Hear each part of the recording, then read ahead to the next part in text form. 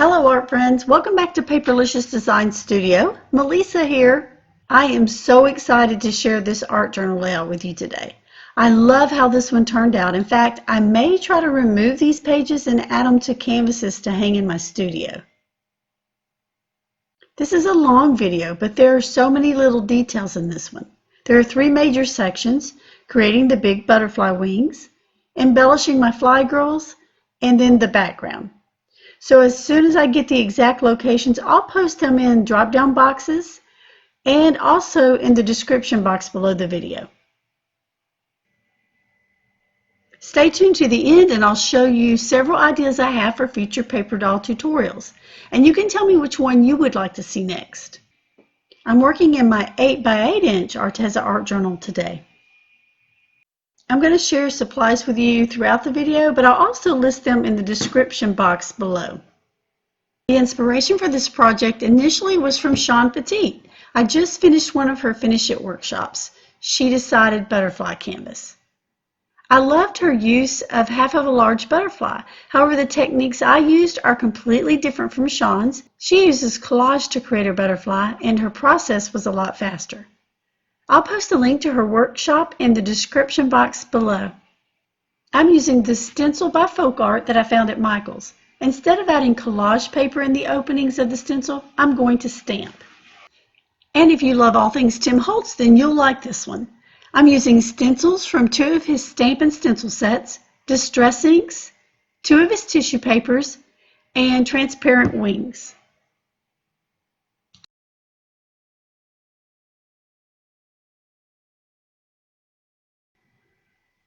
Alright, so let's get started.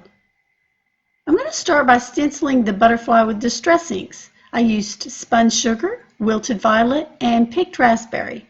And I'm applying the ink with my new makeup brushes. Oh my gosh, y'all, I love these. I've seen them used by several people and found some at Walmart, so I decided to give them a try. These are so awesome, y'all. The ink goes on smoothly with no harsh edges that you sometimes get with the foam ink applicators by Ranger.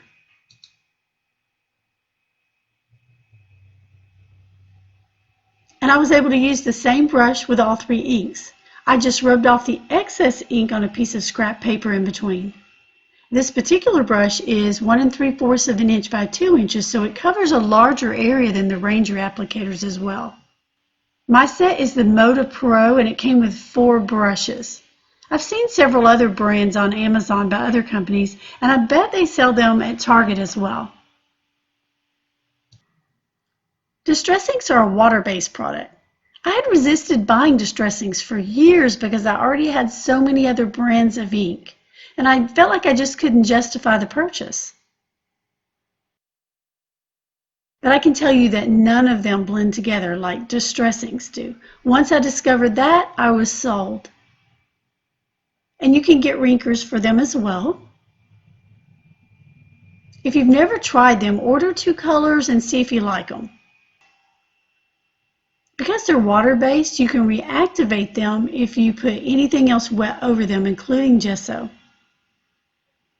I decided to do a little experiment and I tried heat setting the ink, but I still got a little smearing when I put a wet brush over it. But when I sprayed it with workable fixative, I didn't have any smearing. Workable fixative is a medium usually used to set pastels, chalks, and pencil lead. It prevents smudging and allows you to add other layers over it. The brand I use is Krylon, but it's also made by other companies like Winsor Newton and Grombacher.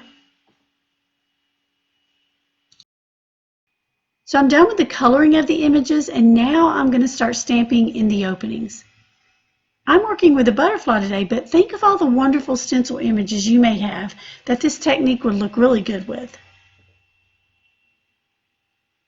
Any background images would work, but I searched my stash for images with details small enough to recognize in the small openings as well as contrast one another. I have numbers, letters, music notes, swirls, and words. I also made sure and staggered them in the design. So there were lots of little design choices that I made that will contribute to the overall awesome look of this butterfly. This process is a lot of masking and stamping, same technique over and over, so I'm not going to include all of the video for this portion of the project. If you decide to recreate this project and need detailed photos as a resource, you can find a link to the blog photos in the description box below the video. I realized after I was done that I didn't need to leave the stencil on for this part. I'm going to be painting the outlines, so it would not have mattered if I got black ink in those areas. I'll also post a list of the stamps that I used in the description box as well.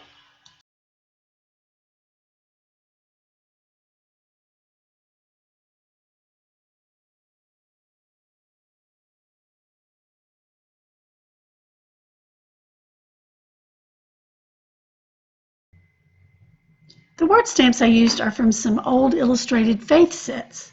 In a minute, you're going to see me use a paint splatter image. I like to always mention this set because I'm really not a big fan of splattering paint on my projects. I've messed some projects up attempting it. I found a stamp set that mimics splatters, and I'm using one of those images to add texture around the edges of the butterfly. The set is called So Splattered, and you can get it at Red Rubber Designs on Etsy.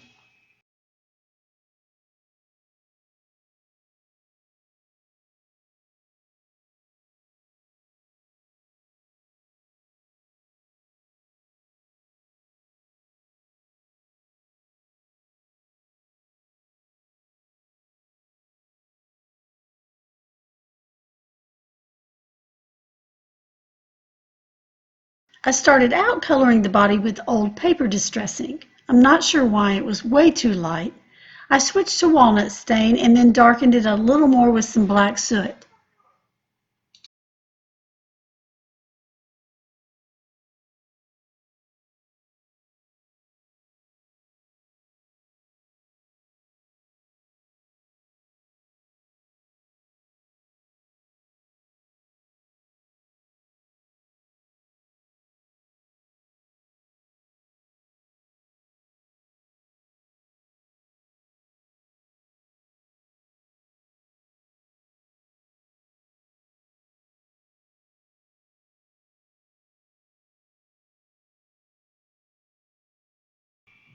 I used a Posca black acrylic paint pen to do the line work.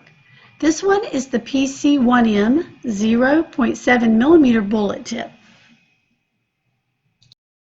You know, I don't think I mentioned it at the beginning, but I created my butterfly on copy paper. After I completed all the line work, I trimmed around the edges and then picked out my paper dolls. I used the Tim Holtz transparent wings with the smaller paper dolls. On this layout, I'm having some fun embellishing these paper dolls. I'm using tissue paper and ribbon to create skirts.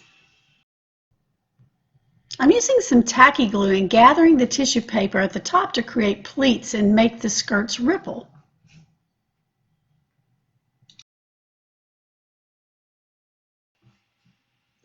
The tissue paper I used on the first skirt is from the Tim Holtz Ideology line.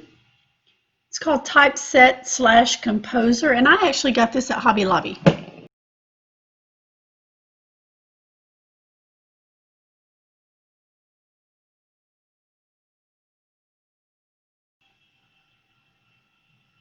You do have to trim the paper doll arms away from the body in some cases so that you can wrap the ribbon around and adhere it to the back of the paper doll. I only use the tacky glue to create pleats and adhere the skirt along the waistline, and then a couple of drops to secure the side of the skirts.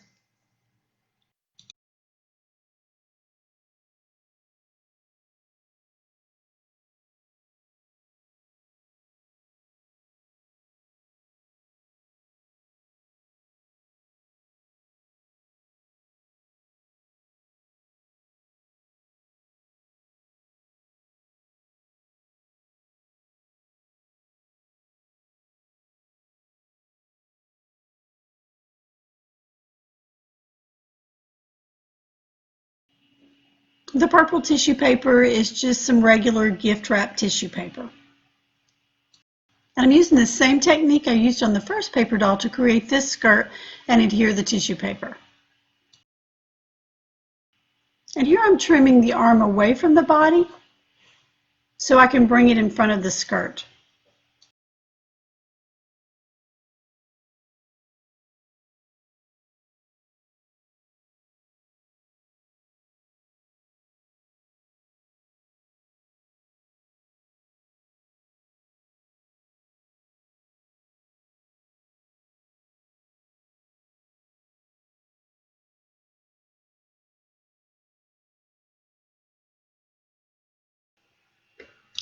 Paper doll number 3 was a little trickier because her arms are folded in front of her.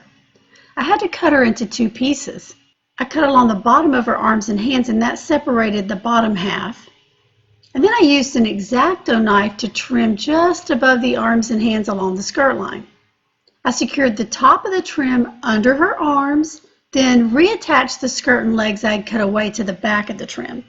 Sorry, I'm not sure what happened to all that footage.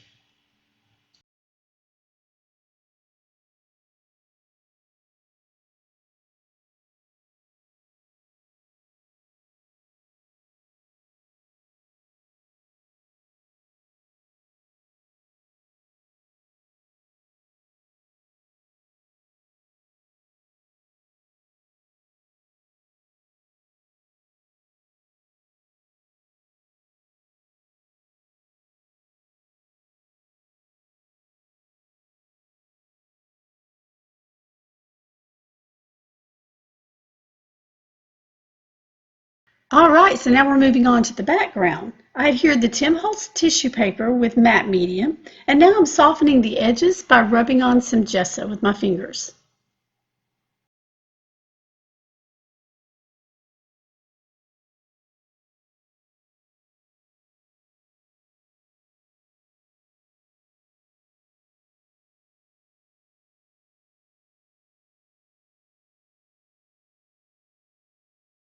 The background looked a little busy for the paper dolls, and I wanted them to stand out and be more prominent. So I added gesso behind them to knock that background back a little bit. I knew the large paper doll was going to be on the right page, but then I had to decide where to place the other 2 paper dolls. You don't see it in the video, but I actually tried a couple of different options. If you're making this along with me, I want you to move yours around on the page before you adhere them down. I want you to see why the images look good where they ended up. I actually started with the 2 paper dolls reversed, but it just didn't look right. Switching them somehow made the smaller one seem as if she were further in the distance, and it just looked more balanced. Normally I would have used my distress inks to add color to the background, but I just got these new soft pastels and I wanted to play with them, so that's why I'm using those.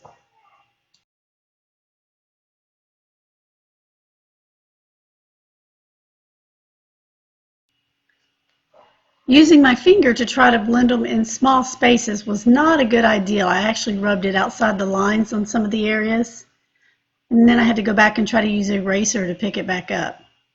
Using a Q-tip works much better.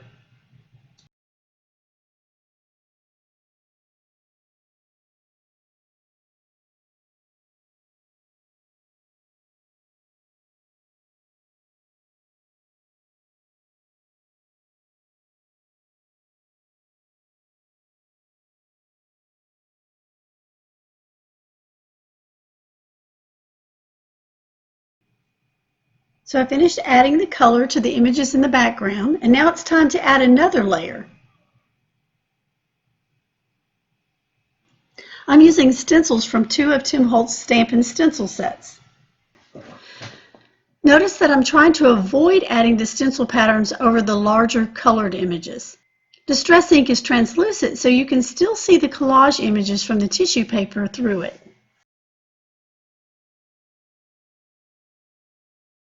So while I'm working on the background, I want to take a minute to share the meaning behind today's layout. I'm doing a little faith journaling. The title is a phrase or translation from James 1:2. Count it all joy refers to how Christians should respond to trials. And even if you're not a Christian, this coping mechanism or way of living is one that can benefit you too. Have you ever met someone with cancer, chronic illness, or chronic pain who somehow seems to have peace and can find joy when they're struggling? I have, and it always amazes me. How we respond to trials or problems not only affects others, but affects our own well-being as well. It's a concept that's certainly not easy for me to apply, but I know from experience when I respond to difficult circumstances calmly, with a positive outlook, and not allowing my emotions to rule me, the results are much better for me. I struggle with applying this and often get wrapped up in an emotional response that I regret later. So this layout reminds me who I am and who I belong to. And hopefully as I move forward in life, I will count it all joy more and more.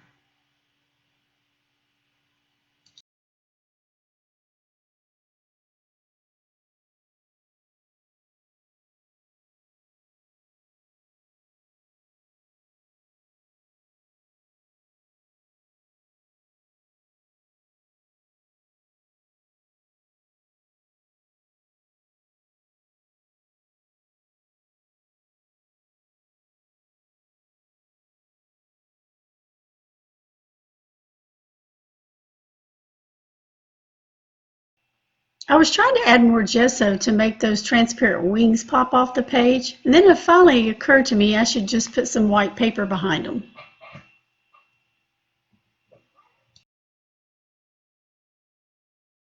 When I started adding the gesso to soften the edges of the pages, some of the black ink started to smear. So I ended up spraying it with some workable fixative, especially since I used the soft pastels. And then when I went back and added more gesso, the ink didn't smear.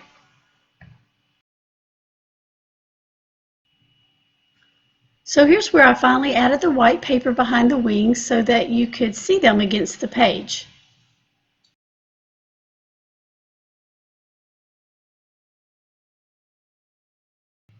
So off camera, I had adhered the lace along the bottom border, and I'd colored their faces with a flesh tint Copic marker, and it kind of smeared. I haven't figured the skin out yet. Hopefully you can't see that though.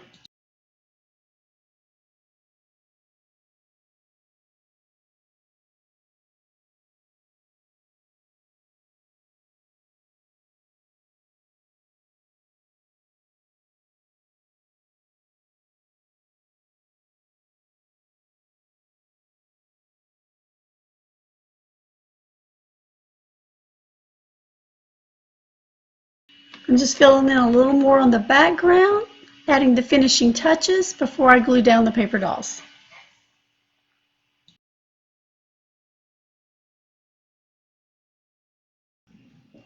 And now I'm adding some numbers and other little pieces of the Tim Holtz tissue paper.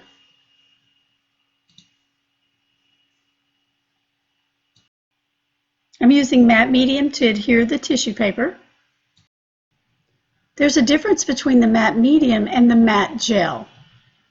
The matte medium is thinner and you should use it for tissue paper or other lightweight papers. Matte gel is thicker and you should use that for heavier papers. And then for like the paper dolls, lace, other embellishments, I use my tacky glue. So in order to keep the video shorter, I did cut out a lot of footage, but I think this all makes sense and came together well. I ended up using sticker letters for my title this time, and I also added some black lace trim.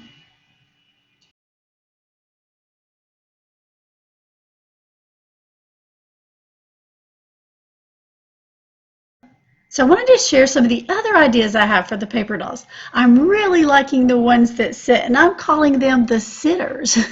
I also love red lead paperwork stamp images and found several options that work great with the sitters.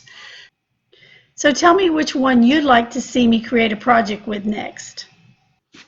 And if you're looking for more inspiration using the paper dolls, check out my playlist. The link is in the description box below the video. Just click the Show More button.